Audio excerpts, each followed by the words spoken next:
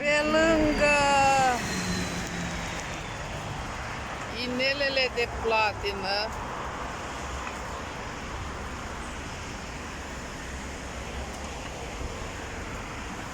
mai lucrez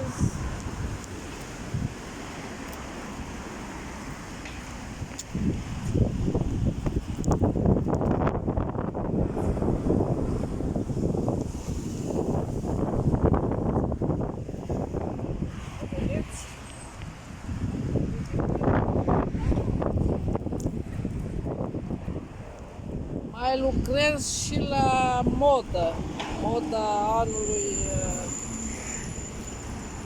moda anului 25.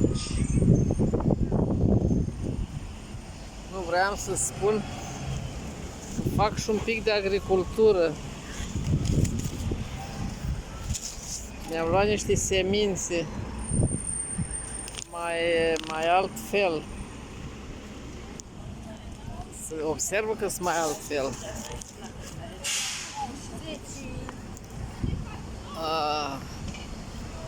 M-am dus la un magazin. Astăzi s-au dat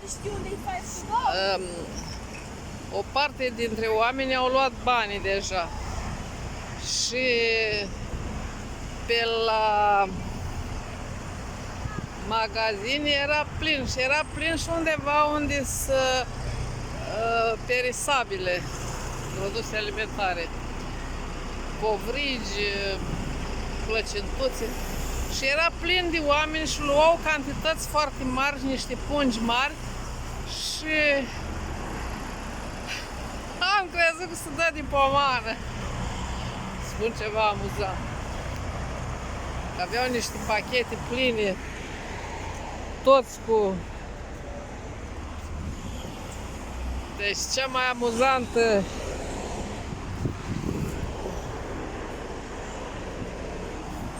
parte de astăzi am crezut că-s gratuit alea, adică. Și m-am dus să văd despre ce vorba. Amuzamente.